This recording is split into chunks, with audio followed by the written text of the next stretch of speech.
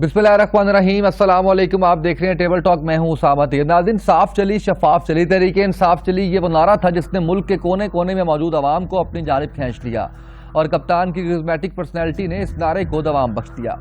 नौजवान तो एक जानिब सुनकर जो है वो उनकी तरफ हो ही गए, लेकिन हमने ये देखा कि रसीदा मर्द ख़वातीन भी इस नारे पर झूम उठे। और तो और मौजूदा गवर्नर सिंध का लहू गरमाने वाला तराना मुंह काला करप्टों का देता है दुहाई रे तब्दीली आई रे, जहां भी चल रहा होता है वहीं पर आवाम आपे से बाहर हो जाती है और वालेहाना वार रक्स शुरू कर देती है। लेकिन जैसे जैसे वक्त गुजरता गया, असलियत सामने आती गई। पहले इंतजामी नाअहली सामने आई जो कि अपने साथ इस नाअहली को छुपाने के लिए तूफान बदतमीजी साथ लाई। जैसे जैसे इस नाअहली की वजह से मुल्की हालात ख़राब होते गए, वैसे वैसे तूफान बदतमीजी बढ़ता गया और हालात बद से बदतर।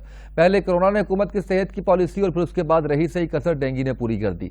दिन ब दिन बढ़ती हुई महंगाई, डॉलर की बढ़ती हुई कीमत, पेट्रोल गैस के साथ अशियाए खुरनी और इनकी आवाम से पहुँच दूर होना। कीमतें तो खैर साथ साथ थी, लेकिन हालिया ट्रांसपेरेंसी इंटरनेशनल की रिपोर्ट ने तो इस सादिक और अमीन हुकूमत की कलई खोल दी है। पुलिस पाकिस्तान का सबसे करप्ट इदारा। ट्रांसपेरेंसी इंटरनेशनल पाकिस्तान की करप्शन और गवर्नेंस से मुतालिक रिपोर्ट जारी कर दी गई है। पीटीआई हुकूमत के 3 साला दौर एहतसाब की जो मुहिम जारिमदाराना करार दी गई है और बदउनवान इदारों में अदलिया दूसरे, टेंडर्स और कंट्रैक्टिंग सेक्टर तीसरे नंबर पर है, सेहत चौथे और लैंड एडमिनिस्ट्रेशन 5वें और लोकल गवर्नमेंट 6ठे नंबर पर। इसी के साथ जो 92% पाकिस्तानियों की राय है कि गुज़श्ता 3 साल के अरसे में महंगाई बढ़ी है। ये रिपोर्ट हुकूमत के इस दावे की नफी करती हुई नजर आती है कि वो रियासत मदीना सानी बना रहे हैं जिसमें करप्शन का दूर दूर तक नामो निशान तक न होगा, बल्कि अदल इंसाफ का ऐसा दौर आएगा कि शेर और बकरी एक ही घाट से पानी पीते नजर आएंगे। इस रिपोर्ट और हुकूमती कारकर्दगी पर गुफ्तगू करने के लिए हमारे साथ मौजूद है राव मंजर हयात साहब और उनके साथ साबिर शाह साहब ने हमें ज्वाइन किया है और शराफत राना साहब साबिक जज हमारा साथ दे रहे हैं। तीनों मेहमानों का बहुत शुक्रिया। राव मंजर हयात साहब, सर मैं आपसे स्टार्ट करूंगा। सर, ये कोई अनएक्सपेक्टेड रिपोर्ट तो नहीं है जो रिपोर्ट आई है? मेरा ख्याल है अब तो हर आदमी की जुबान पे यही चीजें हैं, यही बातें हैं। बहुत शुक्रिया जी। ये जो हमारे हुकूमती इदारे हैं, इसके मुतल्लिक मेरा ख्याल है अब किसी भी इदारे को डिफेंड नहीं किया जा सकता और जुडिशरी उसमें से एक है। क्रिमिनल जस्टिस सिस्टम को एडमिनिस्ट्रेट करने के लिए पुलिस उसमें एक इकाई है। आप इसके अलावा भी आप देख लीजिए, ये कोई सिर्फ यहां तक महदूद नहीं है। ये तमाम इदारे जो हैं, जो इनकी बुनियादी काम है, जिस लेवल पे इन्होंने सर्विस डिलीवरी करनी थी, कि मुकम्मल नाकाम रहे हैं, इसमें कोई दो राय नहीं है। और दूसरी बात मैं ये अर्ज करूं कि पीटीआई क्योंकि एक ऐसी हुक्मरानी के मोड में है जिसमें वो लोग सीरियसनेस से रिफॉर्म्स करने के बारे में सोचते नहीं हैं। खान साहब की इतनी वाज़ेह सोच नहीं है कि वो रेडिकल रिफॉर्म्स कर सकें, जिस तरह उन्होंने इलेक्शन कमीशन में इलेक्शन प्रोसेस में करने की कोशिश की थी। बिल्कुल इसी तरह वो मुख्तलिफ इदारों में इस्लाहात कर सकते थे, लेकिन उनमें एबिलिटी, मैं उनकी गवर्नमेंट की बात करूंगा, उनकी गवर्नमेंट में इतनी कैपेसिटी, इतनी एबिलिटी नहीं है कि वो इन चीजों को सर्विस डिलीवरी आवाम की खिदमत की तरफ माइल कर सके। लेकिन ये कहानी 3 साल की नहीं है। आप ये नहीं कह सकते कि पुलिस 3 साल में खराब हो गई। आप ये जरूर कह सकते हैं कि पीटीआई ने पुलिस को ठीक करने का वादा किया था, वो इसमें मुकम्मल नाकाम रही है। ये बिल्कुल दुरुस्त बात है।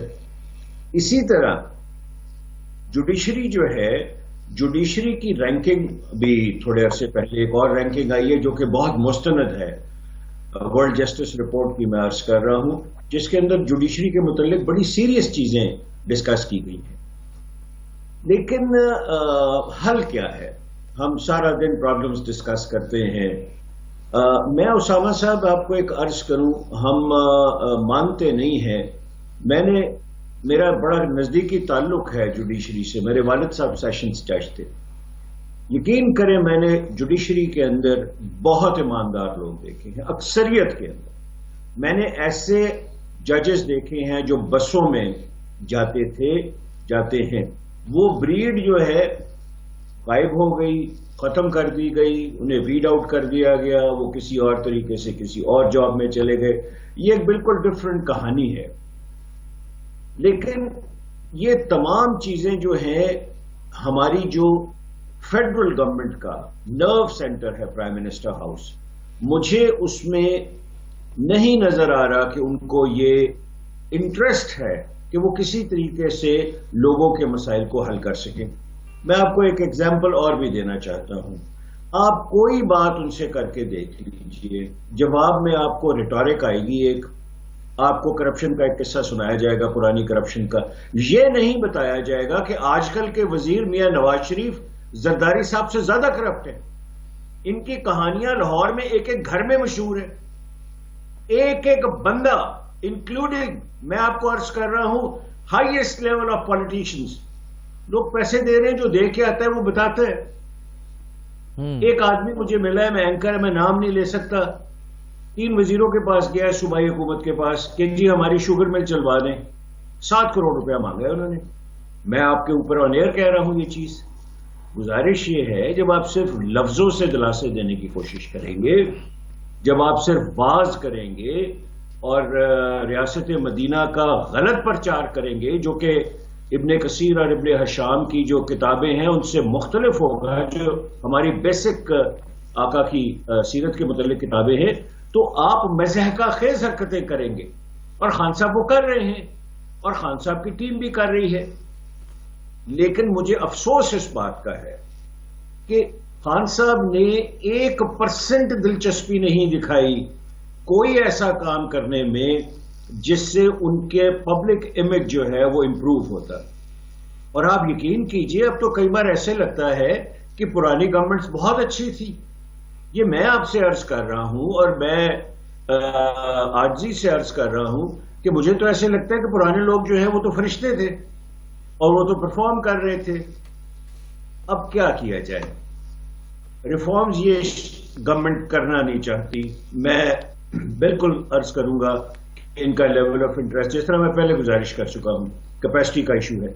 سر ان کی گرپ نہیں ہے، ان کی کسی قسم کی کوئی گرپ نہیں ہے. آپ سیالکوٹ کا جو واقعہ ہے وہ صرف ایک دوسرے اینگل سے دیکھیے، انتظامی اینگل سے. پولیس کھڑی ہوئی ہے، بندہ چل رہا ہے. کیوں؟ اس لیے کہ پولیس ٹرسٹ نہیں کرتی اب ان کے اوپر.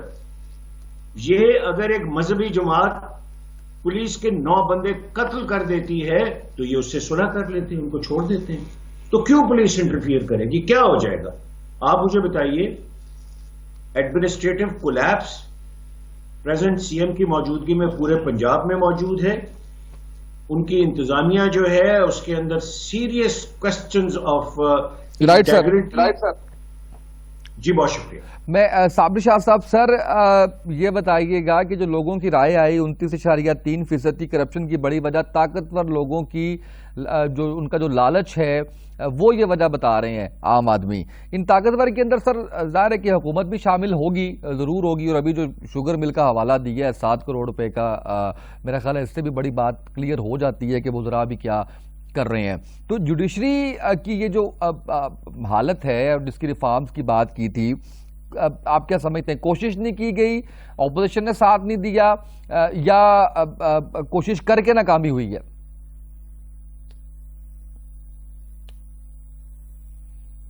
شاور صاحب آپ کو میری آواز آ رہی ہے؟ ہمارا شاید رابطہ منقطع ہوا ہے. شرافت صاحب، سر میں آپ کی طرف بڑھتا ہوں. سر کون ذمہ دار ہے جوڈیشری کی اس حالت کا جو ابھی رپورٹ ہو رہی ہے؟ اور خیر آپ کسی سے بات بھی کر لیں، کسی کا پنجابی عقیدہ ہے کہ پولیس دے نال اور کورٹ کچہری دے نال واہ نہ پوے کسی دا. تو سر آپ کیا سمجھتے ہیں کہ حکومتوں کا کتنا کردار ہے اس کے اندر اور ججز کا کتنا کردار ہے؟ جی السلام علیکم. آپ کا بہت شکریہ کہ آپ نے مجھے بولنے کا موقع دیا. اس آپ کی نے جو ڈیبیٹ شروع کی ہے اس کے 2 اینگل ہیں. سب سے پہلا اینگل تو یہ ہے کہ کیا حکومت میں اتنی کیپیسٹی یا حکومت کا انٹرسٹ ہے کہ وہ جوڈیشری کو ٹھیک کرے. دوسرا اینگل یہ ہے کہ جوڈیشری بہت کرپٹ ہو گئی ہے. کرپٹ کے مقابلے میں ایک زیادہ لفظ استعمال کروں گا، انکیپیسیٹیٹڈ ہو گئی ہے. پاکستان کی جوڈیشری کبھی بھی ایک ڈیلیور کرنے والا ادارہ نہیں رہی، ماضی میں بھی نہیں رہی. اور بدقسمتی سے جس وقت یہ آزاد عدلیہ کا افریت پیدا ہوا اور جس نے پارلیمان کو یرغمال بنا کر 19ویں آئینی ترمیم منظور کروائی تھی، اس کے پیچھے یہی مقاصد تھے کہ عدلیہ کو ایک ایسا بت بنا دیا جائے جس کی طرف کوئی سوال نہ کھڑا کر سکے۔ اب موجودہ حکومت کا اس میں لینا دینا محض یہی ہے کہ عمران خان ایک ہیرو قسم کا انسان تھا جسے مغل بادشاہ بننے کا شوق تھا۔ عمران خان کی ذہنی صلاحیت، عمران خان کی تعلیم، عمران خان کا تجربہ ٹورڈز لائف بالکل زیرو ہے۔ انہوں نے زندگی میں شکار کھیلنے اور کرکٹ کھیلنے کے علاوہ کوئی کام نہیں کیا، اور شکار کھیلتے وقت بھی انہیں نہیں پتا کہ ملک میں شکار سے متعلقہ کیا سہولیات اور کیا پرابلمز موجود ہیں اور کیا قوانین موجود ہیں۔ انہوں نے ایک رائل پرنس کی طرح کی لائف گزاری، اور اسی لائف کے پیش نظر جب انہیں کسی بھی نادیدہ ہاتھ نے پیشکش کی کہ آپ کو مغل بادشاہ کے طور پر وزیر اعظم بنایا جا سکتا ہے، تو انہوں نے یہ قبول کر لی۔ انہیں اس بات کا اندازہ ہی نہیں ہے کہ منتخب وزیر اعظم ہونا ایک ڈیموکریٹک یا ایک ایسے ملک میں جہاں پہ پارلیمنٹری سسٹم ہے، جہاں پر آپ ہاؤس کو، پبلک کے ریپریزنٹیٹیو کو جواب دہ ہوتے ہیں، یہ ان کے وہم و گمان میں نہیں تھا۔ اور یہی وجہ ہے کہ پہلے دن سے آج تک عمران خان نے پارلیمان کو بالکل بے حیثیت اور دو کوڑی کا کر کے رکھ دیا ہے۔ جب بھی وہاں اپوزیشن کوئی سنجیدہ سوال پیدا کرتی ہے تو عمران خان کے فینز اور فالوورز، جو بدقسمتی سے ہمارے منتخب نمائندے بھی بنا دیے گئے ہیں، وہ سب کے سب اس قدر شور و غوغا کرتے ہیں کہ اس سنجیدہ ڈیبیٹ کو لپیٹنا پڑ جاتا ہے۔ گزشتہ 3 سال میں پارلیمان میں ایک بھی سنجیدہ موضوع پر ایسی ڈیبیٹ نہیں ہوئی جس میں وزیر اعظم نے دلچسپی لی ہو۔ سر لیکن وہ جو سوال کا پہلا حصہ تھا کہ جوڈیشری کی اس حالت کا ذمہ دار کون ہے سر؟ جی سر، ججز کے اوپر کتنا، ججز پہ وکلاء پہ کتنی ذمہ داری عائد ہوتی ہے؟ جی سر، میں عرض کر رہا ہوں کہ جوڈیشری کے لیے ہم توقع کرتے ہیں کہ پارلیمنٹ یا گورنمنٹ اس کی بہتری کی طرف جائے گی۔ تو میں نے عرض کیا یہاں کیپیسٹی کا کوسچن ہے، نہ ہماری موجودہ عدلیہ میں یہ کیپیسٹی ہے کہ وہ اپنے معاملات کو ٹھیک کر سکے، اور نہ حکومت کے اندر یہ کیپیسٹی ہے۔ اب جب ہم جوڈیشری کی کرپشن یا انکیپیسیٹیڈ ہونے کی بات کرتے ہیں تو یہ ملٹی لیول کوسچن ہے۔ سب سے پہلے تو ایک سوال ہے کہ کیا ہماری اعلیٰ عدالتیں استبداد کو، نادیدہ قوتوں کو، اسٹیبلشمنٹ کو، فوج کو کسی کام سے انکار کر سکتی ہیں؟ میں سمجھتا ہوں کہ یہ ان کے دائرہ کار میں صرف 10% ایشو ہے۔ یقینی طور پر پاکستان ایک ابھی مکمل طور پہ جمہوری ملک نہیں بن سکا ہے۔ بہت سارے ایسے کوسچن آ کر کھڑے ہو جاتے ہیں کہ وہاں پر آپ نے جو عدلیہ کے نام پر ادارہ بنایا ہوا ہے وہ ان کے سامنے جھک جاتا ہے۔ لیکن اگر ہم اس ایشو کو چھوڑ دیں، ہم کہتے ہیں کہ سپریم کورٹ اسٹیبلشمنٹ کے ساتھ ٹکراؤ کے علاوہ کیا عام آدمیوں کی زندگی میں کچھ ڈیلیور کر رہی ہے، تو بدقسمتی سے وہاں بھی جواب نہیں میں آتا ہے۔ اب یہ کیا معاملہ ہے کہ اللہ دیتا اور اسلام دین کے درمیان ایک ڈسپیوٹ ہے، تو سپریم کورٹ نامی ادارہ، ہائی کورٹ نامی ادارہ اس پر کچھ ڈیلیور نہیں کر رہا۔ اور سب سے بڑی بات میرے لیے ہمیشہ پریشانی کی بات یہ رہتی ہے، کہتے ہیں کہ پولیس کرپٹ ہے، وابڈا کرپٹ ہے، محکمہ ٹیلی فون کرپٹ ہے۔ ان سب اداروں کی کرپشن یا بددیانتی یا بدافعالی کو دیکھنا ہے عدلیہ نے۔ تو پنجاب کے اندر 334 پولیس اسٹیشن ہیں، وہاں روزانہ درجنوں FIRs غلط درج ہوتی ہیں۔ بدقسمتی سے کبھی ہائی کورٹ کے chief justice, honourable chief justice of the high court, یا اس ضلع کے انسپیکشن جج یا اس ضلع کے سیشن جج کے پیٹ میں مروڑ نہیں ہوتا کہ 100% FIRs درست ہیں، 100% FIRs میں ملزم گرفتار ہو رہے ہیں، سب میں ریمانڈ دیا جا رہا ہے۔ یعنی آپ سمجھیں کہ میجسٹریٹ کا ادارہ ایگزسٹ نہیں کرتا۔ رائٹ سر، میں واپس آپ کی طرف آتا ہوں۔ صابر شاہ صاحب، آپ کو سر آواز آ رہی ہے؟ جی کلیئر نہیں ہے زیادہ سر۔ میں آپ سے جو پوچھنا چاہ رہا ہوں وہ یہ ہے کہ اچھا حکومت نہیں تو اور کون سے ادارے، کون سے سٹیک ہولڈرز ہیں جو اپنا رول پلے کر سکتے ہیں عدلیہ کی بہتری میں؟ ججز، وکلاء، ان کا کتنا کردار سر آپ دیکھتے ہیں؟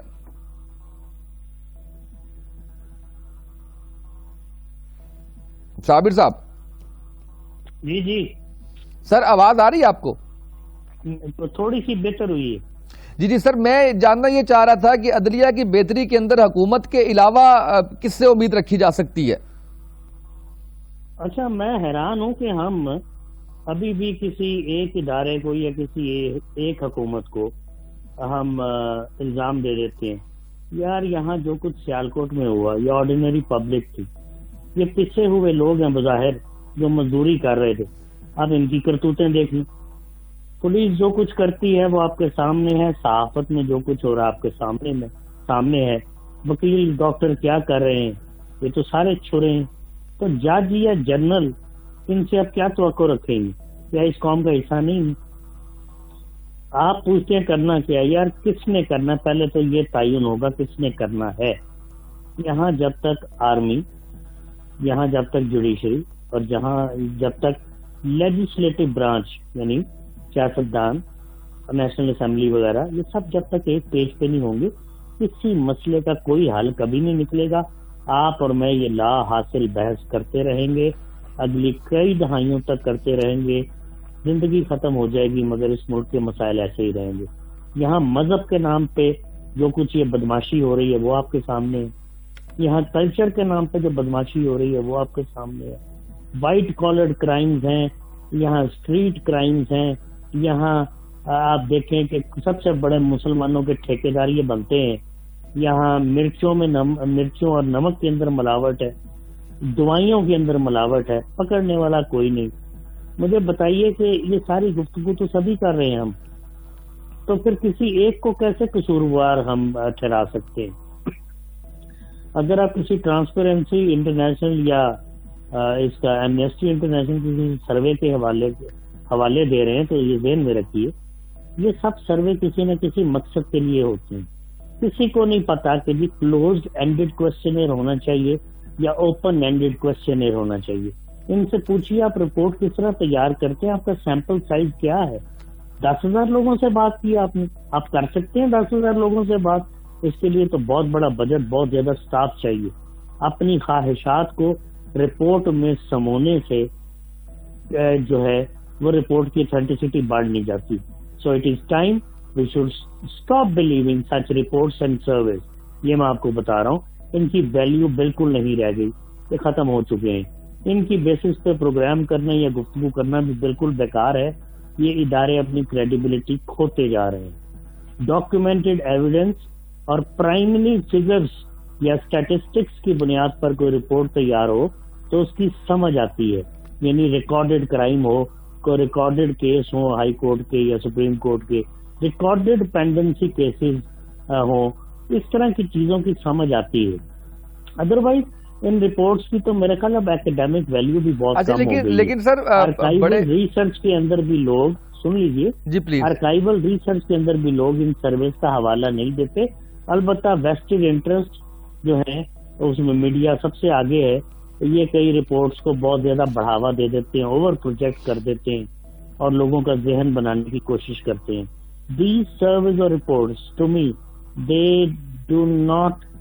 they're not of any value at all. I have never quoted them, I have never cited them as references in my reports.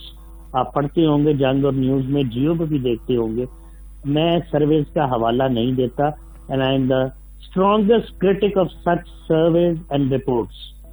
Ji sir बहुत अदब के साथ बिल्कुल आप ठीक बात कह रहे हैं कि इसमें वेस्टर्न इंटरेस्ट है, लेकिन हम ये भी तो नहीं कह सकते कि अगर पुलिस, आवाज नहीं आ रही सर, अब आपको आवाज आ रही है? जी आ रही है। मैं ये कह रहा हूँ सर, बिल्कुल आपने ठीक है, रिपोर्ट्स वेस्टर्न इंटरेस्ट की होती हैं, लेकिन हम ये भी तो नहीं कह सकते कि अगर रिपोर्ट के अंदर पुलिस का महकमा पहले नंबर पे आया है करप्शन पे, तो करप्शन क्या बिल्कुल ही नहीं है? जाहिर है अदलिया के अंदर करप्शन की बात आई है, हम ये नहीं कह सकते कि रिपोर्ट में गलत कहा गया है। सेहत के महकमे के अंदर, टेंडर्स के अंदर, आप किसी भी महकमे को उठा लें उसके अंदर करप्शन तो आवाज क्लियर कीजिए, मैं बात जवाब दूं। जी सर। हेलो जी सर। गुजारिश ये है कि ये तो हम बात ही नहीं कर रहे कि रिपोर्ट का जो मरकजी ख्याल है या जो मतन है वो गलत है। बिल्कुल नहीं, ये वो मसाइल हैं जो आप और मैं रोज डिस्कस करते हैं। बिल्कुल, रिक्शे वाला, टैक्सी वाला, रेडी वाला भी यही बातें कर रहा है। सवाल ये इदारों का काम है कि हमारे सामने बेहतरीन पिक्चर लेके आए, यहाँ रिकॉर्डेड एविडेंस हमारे सामने लेके आए, ऑडियो, विजुअल, डॉक्यूमेंट्री, ये चीजें मिसिंग है। ये मैं जरा एकेडमिक नेचर की बात कर रहा हूँ, बहुत सारे लोगों को इसकी समझ नहीं आएगी, ये ऑथेंटिसिटी नहीं होती। इसी वजह से किसी हुकूमत पे इनका असर नहीं होता, इसी वजह से जजेस कभी फैसला देते वक्त इन रिपोर्टों का हवाला नहीं देते। ये ध्यान में रखिए। मैंने फिर कहा, जब वेस्टेड इंटरेस्ट हो आपका और मेरा, तो हम इन्हें साइट करते हैं, we refer to these reports اور ہم ان کو اپنے مضمونوں کا یا اپنے پروگرامز کا حصہ بناتے ہیں. میں خدا نہ خاصہ آپ کی طرف بالکل اشارہ نہیں کر رہا. میں یہ کہہ رہا ہوں اسامہ, ہماری پوزیشن یہ ہے کہ ہمارے جسم میں بے انتہا بیماریاں ہیں, ہمیں پتہ ہی نہیں جڑ کہاں ہے. وہ جڑ کب پکڑنی چاہیے تھی, آج سے 70 سال پہلے, اس کو ہم پکڑ نہیں سکے. وہ ناسور یعنی کینسر پھیل چکا ہے. اب سوائے دعا کے میرے نزدیک اگر اللہ پاک کو اس ملک کی بہتری منظور ہوئی تو کسی کرائے کے مکان سے کوئی آرمی چیف, یہ وزیر اعظم یا پریزیڈنٹ یا آرمی چیف یا ججز وغیرہ نکلیں گے, سائیکلوں پہ آئیں گے, جن کو اپنی زندگی کی اور اپنے مستقبل کی پرواہ نہیں ہوگی. وہی لوگ اس ملک کو آگے چلا سکتے ہیں. ابھی تک تو ہم پرتعیش ہیلی کاپٹر, جہاز, بڑی بڑی گاڑیاں, پروٹوکول, بڑی بڑی کوٹیاں اور سرکاری رہائش گاہیں دیکھ رہے ہیں. اربوں خربوں روپے کے پیٹرول اور ریکریشن الاؤنسز ہیں. آپ دیکھیے عام آدمی ان تک پہنچ ہی نہیں سکتا, یہ جو ارباب اقتدار ہیں. تو میں کہاں سے آپ کو بتاؤں کہ جناب کیا ہو سکتا ہے کیا نہیں ہو سکتا. سزا ہو رہی ہو تو کسی ایک رجیم میں کسی ایک وزیر اعظم کو ہو رہی ہوتی یا گنے چنے لوگوں کو ہو رہی ہوتی. کبھی آپ نے آج تک وائڈ اسپریڈ اور اکاؤنٹیبلٹی دیکھی ہے جو بالکل ایکویلٹی پہ بیس کرتی ہو, جو برابری پہ بیس کرتی ہو؟ میزان کسی کے ہاتھوں میں ہے؟ مجھے بتائیے. کیا باقی سب فرشتے ہیں؟ اگر کوئی ایک چور ہے تو جو چور ہے اس سے کیا ریکور کیا؟ چور تو یہاں سے بھاگ جاتے ہیں بھائی جرم کر کے, ان کو پکڑنے والا کوئی نہیں. وہ تو موجے کرتے ہیں لندن میں, امریکہ میں. تو پکڑا تو یہاں سائیکل چور جاتا ہے. لاکھوں کی چوری کرنے والوں کو میں کہتا ہوں کہ آپ مہنگا وکیل کرنے کی طاقت نہیں رکھتے. آپ اس طرح کی چوری نہ کریں. یہاں جو چوری جو اربوں روپے کی کرے گا اس سے 1 روپیہ بھی ریکور نہیں ہوگا. They can buy any thing in the market, any thing. میں یہ ڈائریکٹ حوالہ آپ کیا دوں تو ان کو کون پکڑے گا؟ تو بتائیے آپ کرنا کیا ہے؟ یہاں چور بھی کہے چور. بالکل ٹھیک ہو گیا سر. میں ذرا راؤ صاحب کی طرف بڑھتا ہوں. راؤ صاحب, اب پھر یہ انتظار ہی کیا جائے کہ کوئی ایسا آئے لیڈر جو پاکستان کے حالات صحیح معنوں میں ٹھیک کرنے کی کوشش کرے. میں گزارش یہ کروں گا جی کہ زیرو کرپشن تو دنیا کے کسی ملک میں نہیں ہے. سویڈن کا حوالہ دیا جاتا ہے. میں سویڈن لاتعداد بار گیا ہوں. وہاں کرپشن بہت کم ہے, لیکن بہرحال وہاں بھی رپورٹ ہوتی ہے. لیکن میں اسامہ صاحب اس پوری ڈائمینشن کو, اس پورے ہائپوتھیسس کو ایک اور ٹرن دے کے آپ کی خدمت میں پیش کرنا چاہتا ہوں اور رہنمائی چاہتا ہوں آپ کی. صبح سے لے کے رات تک کرپشن کی بات ہوتی ہے. ہم نیب فلاں ادارے ان کی بات کرتے ہیں, رپورٹس کا. جس طرح صابر صاحب نے فرمایا, بالکل ان کی کریڈیبلٹی جو ہے وہ مشکوک ہوتی ہے. لیکن میرا ایک سوال آج بالکل میں آپ کے توسط سے سب سے کر رہا ہوں, کیا کرپشن واقعی ملک کی پروگرس روک لیتی ہے؟ میں آپ کو ایگزامپلز انڈیا کی دیتا ہوں. انڈیا میں پاکستان سے زیادہ کرپشن ہے. پورا سسٹم جو ہے 7, 8, 9% گروتھ پہ چل رہا ہے. وہاں کی پولیس بھی کرپٹ ہے, وہاں کی جوڈیشری بھی کرپٹ ہے, وہاں کی فوج کے اندر مسائل بھی ہیں, وہاں بھی ہر طریقے کے ہر لیول کے اوپر ان کی تو فلمیں بنی ہوئی ہیں جس میں پولیٹیشنز جو ہیں 80% پولیٹیشنز جو ہیں وہ کرمنل ایکٹ کے اندر پارلیمنٹ میں پہنچ چکے ہیں. بنگلہ دیش کی مثال دیتا ہوں. بنگلہ دیش میں کرپشن بے انتہا ہے. میرے جن دوستوں نے وہاں فیکٹریاں لگائی ہیں وہ مجھے بتاتے ہیں کہ ہر سطح پہ پیسے دینے پڑتے ہیں. لیکن پھر کیا وجہ ہے کہ ہم کرپشن کا منترا پڑھتے پڑھتے بوڑھے ہو گئے ہیں اور اب بھی ہم وہی باتیں کر رہے ہیں جو 1947 15 اگست کے اخبار میں لکھی ہوئی تھی. ہم وہی حرکتیں کر رہے ہیں جو پہلے 10 سال کے اندر ہر چیز کرپشن کرپشن کرپشن کر کے ہم نے اتنا بڑا ہائپ کریٹ کر دی کہ لگتا ہے کہ کرپشن ختم ہوگی, جو کہ نہیں ہوگی تو ہم ٹھیک ہو جائیں گے. یہ بنیادی ہائپوتھیسس میں چیلنج کرتا ہوں. کوئی ملک آپ چائنیز کو دیکھ لیجئے. Chinese companies are absolutely clear کہ انہوں نے رشوت دے کے ٹھیکے حاصل کرنے ہیں. چائنا وہ کر رہا ہے, چائنا کا تو کوئی مسئلہ نہیں ہے. جاپان کے اندر ان کی جو کنسٹرکشن فیکٹری, جو ان کی ڈفرنٹ آرگنائزیشنز ہیں, انہوں نے اسپیڈ منی باقاعدہ بجٹ پہ رکھی ہوئی ہے. میں دوبارہ عرض کروں گا، اس ہائپوتھیسس کو میں چیلنج کرتا ہوں آج آپ کے توسط سے، کہ صرف اور صرف کرپشن پہ الزام دینا ایک سسٹم کو پوری طرح نہ جاننے کے مترادف ہے۔ مسئلہ کرپشن بھی ہے، لیکن اس سے بڑھ کے مسئلہ کیپیسٹی کا نہ ہونا ہے۔ میں باخدا کئی بار سینئر پولیٹیشینز کی، میں ٹی وی بہت کم دیکھتا ہوں، میں اس کی پرائم منسٹر کے ایسوسیٹس کی، پرانے پرائم منسٹر کی، اس سے پرانے پرائم منسٹر کی، ان کے دوستوں کی میں باتیں سنتا ہوں تو میں کہتا ہوں ان کا آئی کیو لیول، ان کی کیپیسٹی کیا ہے؟ یہ ہمارے ملک کو چلانے کی کوشش کرتے رہے ہیں۔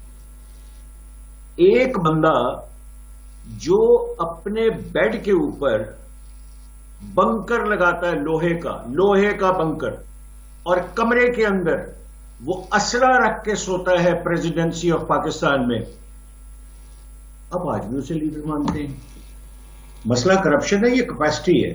مجھے اس چیز کا جواب چاہیے، میں نے اس کے اوپر کالم لکھا کہ مجھے سمجھائیں اس چیز کو۔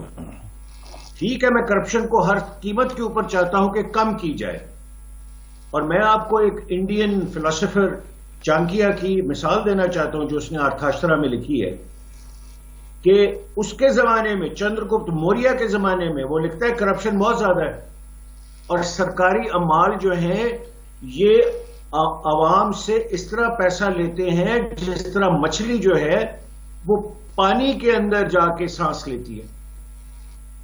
دیکھیے ریٹورکس بہت ہے، میں بھی ریٹورک کے تحت تقریباً 200 پروگرام اور کر سکتا ہوں اس کے اوپر، پر بخدا کیپیسٹی کا ایشو اب بڑھ کے ازدہا بن کے سامنے آ گیا ہے۔ اچھا سر، اسی پہ پوچھ لیتا ہوں میں، آپ ہی کا سوال ریز کیا ہوا شرافت صاحب سے اور پھر صابر صاحب سے، جی مسئلہ کرپشن ہے یا کیپیسٹی ہے؟ شرافت صاحب۔ سر میں یہ عرض کرتا ہوں کہ ہمارا پروگرام آج کا جو موضوع ہے نا وہ یہ ہے کہ کیا موجودہ حکومت نے کسی بھی سسٹم کو سیدھا کرنے کے لیے کوشش کی ہے؟ ہمیں تھوڑا سا چلنا پڑے گا، پیچھے جانا پڑے گا۔ ہم چلے پرویز مشرف کے دور تک رول آؤٹ کر دیتے ہیں۔ ہم دیکھتے ہیں 2008 میں بدترین حالات میں پاکستان پیپلز پارٹی کی حکومت قائم ہوئی۔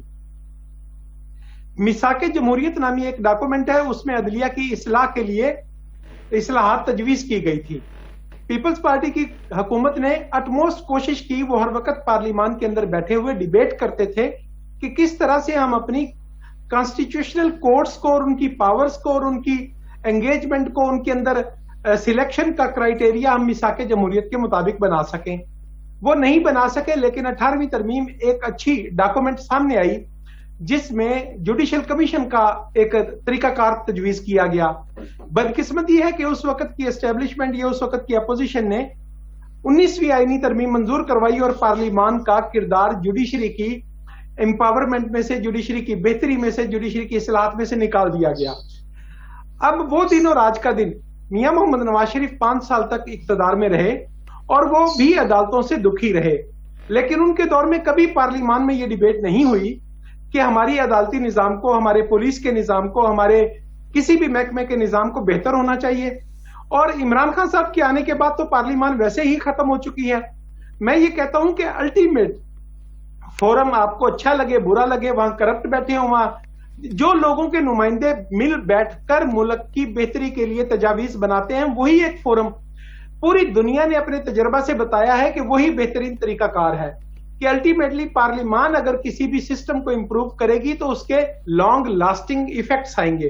اور اگر کوئی فرد کہے گا، اگر کوئی افتخار چودھری کہے گا، اگر کوئی چیف جسٹس کہے گا کہ میں سب کچھ ٹھیک کر دوں گا، تو اس کے نتائج آج تک اچھے نہیں آئے۔ تو میں پھر یہی تجویز کروں گا کہ ہمیں بجائے اس بات کے کہ پارلیمان کی طرف لوگوں کی نفرت کو یا لوگوں کے طوفان کو یا منتخب نمائندوں پہ کیچڑ اچھالیں، ہم ان سے یہ ڈیمانڈ کریں۔ ہم آج عمران خان سے، ہم پی ٹی آئی کی گورننس سے، ہم پی ٹی آئی کے ارکان اسمبلی سے یہ ڈیمانڈ کریں کہ بھائی آپ اسمبلی میں بیٹھو اور آپ ان ایشوز کو ریزالو کرو، ان پہ ڈیبیٹ کرو اور ان پہ اپوزیشن کی سر وہ ڈیمانڈ کون کرے جس کی ڈیمانڈ وہ سن بھی لیں اور واقعی جو آپ کہہ رہے ہیں ویسا ہو بھی جائے؟ کون کرے گا سر؟ اپوزیشن بھی تو اپنے ایجنڈاز کے اوپر ہے نا سر۔ میں مثال دیتا ہوں، 2008 سے لے کے 13 تک اپوزیشن کیوں ساتھ دیتی تھی؟ अपोजिशन को हुकूमत ने मिलाना होता है। जो शख्स घर का सरबराह बन जाता है उसे अपोजिशन को साथ लेके चलना होता है। वजीर आजम को कभी ये नहीं जताना होता हर के मैं वजीर आजम या मैं मुगल बादशाह बन गया हूं, आपको मैं जेल भेज दूंगा, आपके मैं पंखे उतरवा लूंगा, एसी उतरवा लूंगा। वजीर आजम को ट्रू स्पिरिट में कौम का बाप बनकर अपोजिशन को अपनी गोद में लेना होता है और उन्हें कायल करना होता है कि आए आप अपनी रिजर्वेशन बताएं। मैं हैरान हो जाता हूं जब ये तबसरा सुनता हूं कि हम इलेक्ट्रॉनिक वोटिंग मशीन लाएंगे, लेकिन ये एक स्पेसिफिक मशीन जो मैंने बनवा ली है इसी को हम लॉन्च करेंगे। भाई आप टेंडर करो, आप पूरी दुनिया को इनवाइट करो और अपोजिशन के सामने बिठाओ कि हर बंदा अपनी अपनी हर फैक्ट्री हर जो प्रोड्यूसर है वो अपनी मशीन को लाके चेक करवाए। जिस मशीन पर इत्तफाक राय हो जाए आप ईवीएम को पाकिस्तान में राइज कर दें। लेकिन जब आप अपनी अना का मसला बना लेते हैं तो अना के पीछे बुनियाद कैपेसिटी की है। और मैं राव साहब की इस बात से 100% मुत्तफिक हूं कि करप्शन का मंत्रा बिला जरूरत इनकैपेसिटेटेड और इडियट्स को इक्तदार में लाने के लिए बोला जाता है। जो आदमी काम करता है आप उसे करप्ट कहते हैं और जो आदमी काम नहीं कर सकता उसे आप लाकर बिठा देंगे तो वो तो बर्बादी की एक दास्तान पैदा करेगा।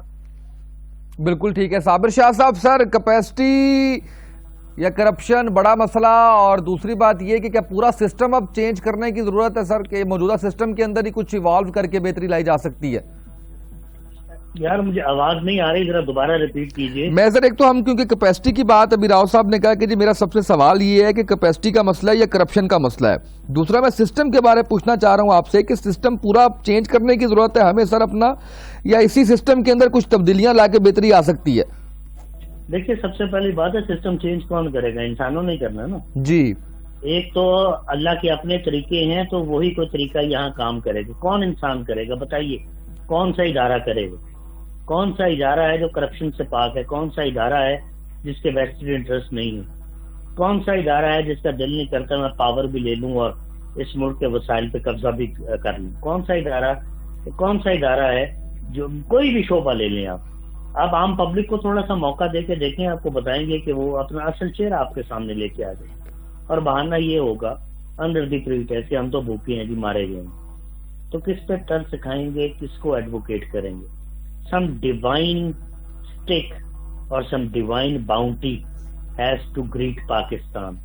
अल्लाह ताला की तरफ से कोई मदद आ जाए तो सिस्टम चेंज हो जाए, मैं कह नहीं सकता। को अल्लाह ताला ऐसा इंसान यहाँ पैदा कर दे तो जिस सिस्टम को चेंज करे उसके हाथ में ताकत भी हो, अदरवाइज इसको कैसे चेंज करेंगे? इस सिस्टम को जो कुछ किताबों में था सारा कुछ आपने करके देख लिए। जिन्होंने ये लॉ बनाए सबसे पहले लॉ वही आदमी तोड़ता है। तो ये यहाँ तो भाई बड़ा उल्टा सीधा सिस्टम हो गया। तो कोरोना की वजह से महंगाई इतनी ज्यादा है कि अगर कोरोना की वजह से 25% महंगाई बढ़ी तो उसके बाद हमारे रेडी वालों ने, होलसेलर्स ने, रिटेलर्स ने, हेलो जी सर प्लीज, हाँ, उन्होंने उस 25% को 70% कर दिए। तो आप देखें ना, रेडी वाला भी कितना जालिम है और अरबपति आदमी भी कितना जालिम है, करोड़पति भी जालिम है, लखपति भी जालिम, जिसका जहाँ पे दाव लग जाता है जी, जिसका जहाँ पे दाव लग जाता है। हाँ, तो फिर भाषण क्यों देते हैं? मैं तो अपने आप को कहता हूँ पार्ट ऑफ द सिस्टम, भाषण क्यों देते हैं यार? डर मुझे ये है कि रेवोल्यूशन की आप ख्वाब देखते हैं। ये जिस तरह महंगाई जा रही है, people are getting strangulated bye inflationary pressures. यहाँ को म्यूटनी ना हो जाए खुदा ना खास्ता, और 10% और कोई महंगाई बढ़ी यार तो म्यूटनी हो सकती है। मेरे पास खाने के लिए कुछ नहीं होगा यार, तो मैं सांस कैसे लूंगा? तो फिर मैं क्या करूंगा? मैं आपको लूटूंगा, मैं 60 वालों को लूटूंगा, कुछ ना कुछ करूंगा, कोई स्ट्रीट रॉबरी करूंगा, कोई मगिंग करूंगा, कोई डकैती मारूंगा, क्या करूंगा मैं? And same goes for all the employees of all the government run departments and the private employees everywhere. Business नहीं है, कारोबार नहीं है, इन चीजों पे तो कोई शक नहीं ना है कि बाहर बहुत महंगाई और बेइंतहा गुर्बत। तो मैं तो प्राइम मिनिस्टर की तकरीर जब वो ऐसी बातें करते हैं सुनना ही नहीं चाहता। इनसे पहले जितने प्राइम मिनिस्टर थे मैं इनकी तकरीर को गौर से सुनता ही नहीं।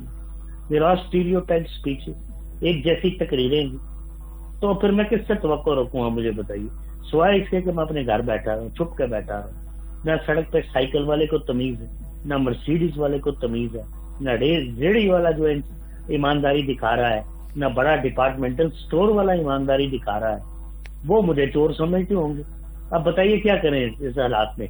Have you got a way out? I'm telling you, it's $1 billion quiz, not $1 million quiz. और शायद जो इस मुल्क का हल निकाले तो उसको तो बहुत बड़ा कोई इनाम दे लोग تو کیسے کس طرح ہوگا؟ الیکشن بھی کرا کے دیکھ لیے، 2-2.5 سال بعد بھی کرائے، 5 بار بھی کرا کے دیکھ لیے، آرمی نے بھی اقتدار سنبھالا، ججز نے بھی اپنا بہت ہی پاورفل اور بہت ہی اعلیٰ ٹائم گزارا، جہاں چاہا لوگوں کو سزا دی، ملک کے وزیر اعظم کو پھانسی کی سزا بھی دی اور کھڑے کھڑے کنٹمپٹ آف کورٹ کی سزائیں بھی دی. کیا ہوا اس سے؟ ہوا کیا ہے؟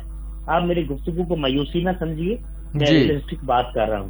I am not a pessimist at all, لیکن آپٹمزم کے لیے یا روشن خیالی کے لیے یا پازیٹیو خیالات کے لیے مجھے کوئی انڈیکیشن تو نظر آنی چاہیے نا. I cannot see anything. There is no light at the end of the tunnel for me. Not for me at least. Usama بالکل صحیح صاحب، بالکل صحیح، ٹھیک ہو گیا. آپ شرافت صاحب کچھ گفتگو میں ایڈ کرنا چاہ رہے تھے شاید درمیان میں. سر میں یہی عرض کر رہا ہوں کہ دیکھیں یہ جو تصوراتی باتیں یہ کہہ لیں کہ پوری دنیا میں ایک سیٹ پیٹرن ہے سر. اس وقت 100 سے زیادہ ملک کامیاب ہو چکے ہیں جمہوریت کے ذریعے، پارلیمان کے ذریعے. یقینی طور پر شاہ صاحب کی باتیں بالکل درست ہیں، ہر ادارہ کرپٹ ہے، پارلیمان میں بیٹھے ہوئے لوگ کرپٹ ہیں، جج کرپٹ ہے. لیکن ہمیں جو راستہ تلاش کرنا ہے وہ پارلیمان کے اندر بیٹھ کے بنانا ہے. لوگوں کے نمائندوں نے ہی الٹیمیٹلی اچھائی پیدا کی ہے، پوری دنیا میں اچھائی پیدا کی ہے، اور سب ممالک جہاں پر پارلیمانی سسٹم یا جہاں پر ڈیموکریسی چل رہی ہے وہ الٹیمیٹلی بہتر سے بہتر صورت اختیار کرتے جا رہے ہیں. ہمیں لوگوں کو اس بات پہ موٹیویٹ کرنا ہے اور حکومت کے خلاف یا حکومت پر دباؤ بڑھانا ہے کہ وہ پارلیمان کو مؤثر ترین ادارہ بنائے. ہمیں اس وقت عمران خان سے مطالبہ کرنا ہے کہ وہ تمام ادارہ جاتی اصلاحات کو پارلیمان میں ڈیبیٹ کے لیے پیش کرے. وہ جو چوری چوری بغل میں چھپا کر لاتے ہیں 21 قوانین منظور کروا لیے، 70 قوانین، یہ قوانین منظور کروانا ہاکی کے ڈاج دے کر گول کرنے کی مانند نہیں ہوتا. قوانین وہی سسٹین کرتے ہیں، وہی سٹیبل ہوتے ہیں جن پہ قومی اتفاق رائے ہوتا ہے. بھٹو صاحب نے 73 کا کانسٹیٹیوشن منظور کروایا، یہ اس لیے معتبر نہیں ہے کہ یہ بہت اچھا یا امریکی آئین کی مانند کوئی شاندار ہے اور لوگوں کے مفادات کا حقوق کا تحفظ کرتا ہے. وہ ایک گھٹیا آئین تھا، اس میں بہت سارے مسائل ہیں اور آج بھی موجود ہیں، لیکن اسے بار بار ویلیو اور بار بار زندگی اس لیے ملی کہ وہ قومی اتفاق رائے سے منظور ہوا تھا.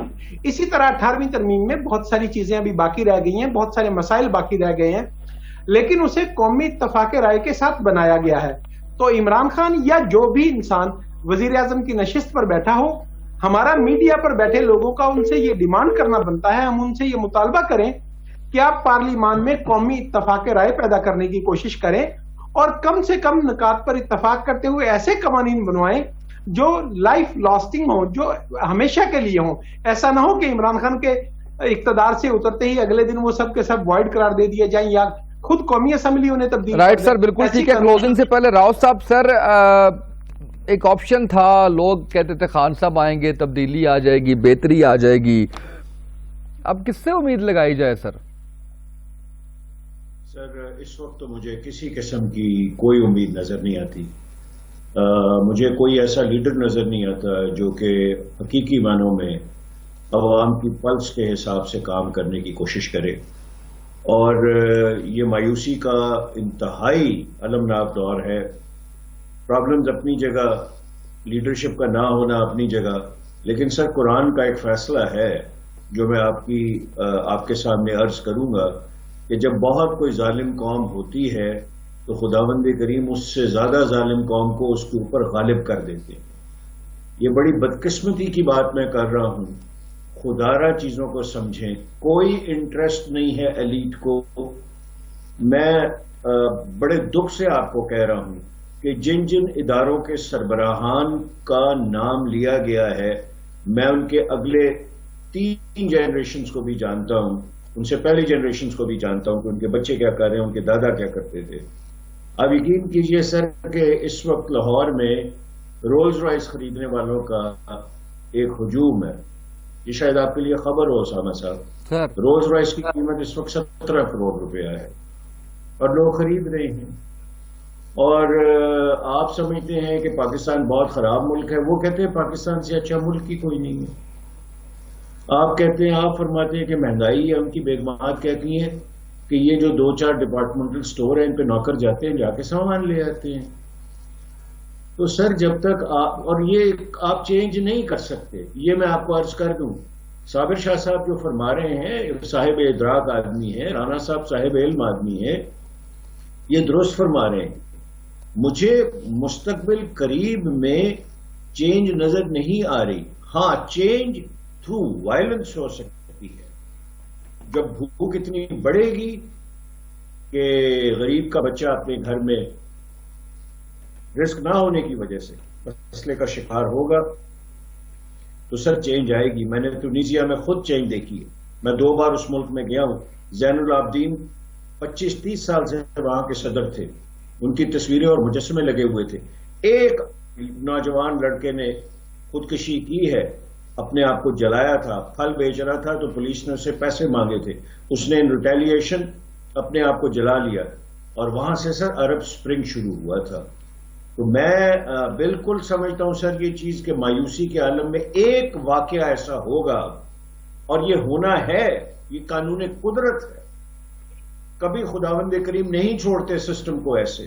ایک واقعہ ہونا ہے کہ یہ جو رولز رائسز ہیں, یہ جو پرائیویٹ جیٹس ہیں, یہ جو 7-7 کروڑ کی گھڑیاں ہیں, یہ جو عمراء کے 15-15 ایکڑ کے فارم ہاؤس ہیں جس کے اندر انہوں نے البائنو شیر, سفید شیر رکھے ہوئے ہیں, سر یہ تو آپ کو کسی نہ کسی سٹیج پہ یہ لوگ جو ہیں یہ گریبان پکڑیں گے.